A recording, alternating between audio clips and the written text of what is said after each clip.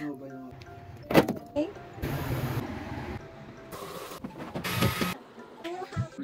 Hello mga mamshi sa Japan, good morning! Itong araw nga pala ay Lunes, red calendar nga pala dito sa Japan. Napag-alaman ko na National Foundation Day ngayon. Kaya naman walang pasok ang government office, school, bank, at ibang company dito sa Japan. At eto nga si ate, simula nung Sabado ng gabi, masama na yung pakiramdam niya. Kasi ba naman nung tanghali, kumain ba naman siya ng mga sweets? At eto pa naman yung kahinaan niya, kapag kumain siya ng matamis at hindi siya uminom ng tubig, sasakit talaga yung lalamunan niya. Ang masama nga dito, wala pa naman ngayong mga clinic kasi nga sarado. At buti na lang, meron akong pang emergency na gamot. Bukas nga gusto na nga agad niyang pumasok. Sabi ko naman sa kanya, hindi pwede kasi kailangan namin pumunta ng clinic at makahingi ng tamang gamot.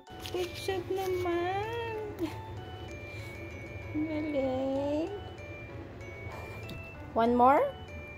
At eto nga si Bunso, nagpakitang gilas na ubos daw niya yung cereal niya. At sa mga oras nga pala niyan, gumagawa nga pala ako ng pagkain ni ate. Di bale, lulutuan ko lang siya ng lugaw.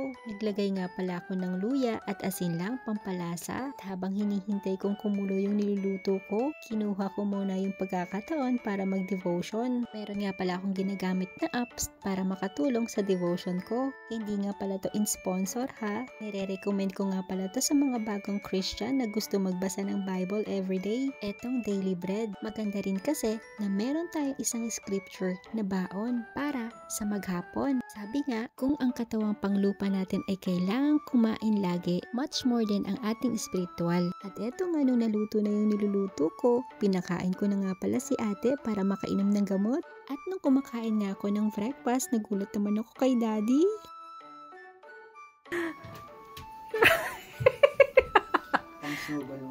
Oo, pang snow. May snow ba? Alam mo, nakalabas ako ng ganito doon sa veranda. Tapos ikaw ganyan pa. Grabe, tawa ako ng tawa talaga kay daddy. Ginaw na ginaw, akala mo pupunta ng Sapporo? Sabi niya, lalabas lang daw siya at may bibilhin lang daw. At eto nga, dahil tinatawanan ko siya, na-conscious tuloy. Bumalik sa kwarto at nagpalit ng sombrero. At nung nakaalis na nga pala si daddy, nag-load uli nga pala ako ng damit. Di bali pangalawang salang ko na nga pala ito. At sumunod naman, binuksan ko nga pala yung pintana dito sa kwarto para naman pumasok yung panibagong hangin dito sa kwarto ni Roll at pinabris ko lang yung kama namin.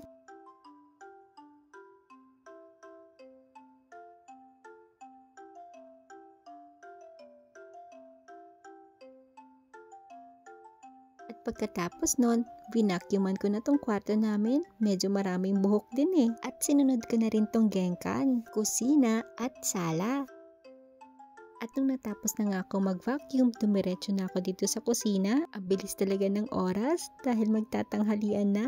Habang nasa kusina nga ako, pinagmamasdan ko sila ate at bunso.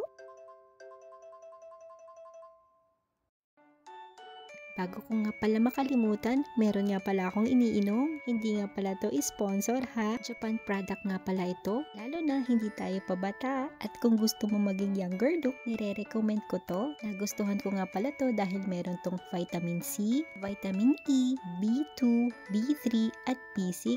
At eto nga, balik na nga ulit tayo dito.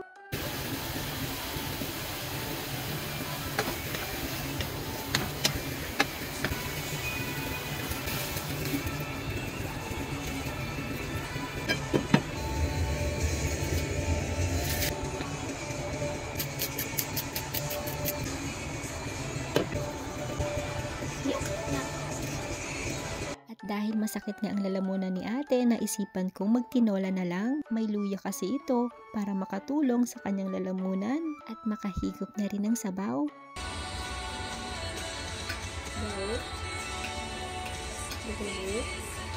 Itong si ate, madali lang pagsabihan dahil nga gusto niyang gumaling, sumusunod naman siya. At nung natapos na nga si ate at bunso kumain ng lunch, tumambay muna ako dito sa sala na kasama nila. Meron nga pala akong gustong i-share sa inyong Bible verse. Isa sa favorite namin ng best friend ko na pinangahawakan namin at pangako ng Lord sa atin. sa Jeremiah chapter 29 verse 11. For I know the plans I have for you, declares the Lord, plans to prosper you and not to harm you, plans to give you hope and a future. Kayo, baka meron kayong favorite na Bible verse. Pwede niyong i-share at i-comment dito. Hihintayin ko. Yun lang. Salamat!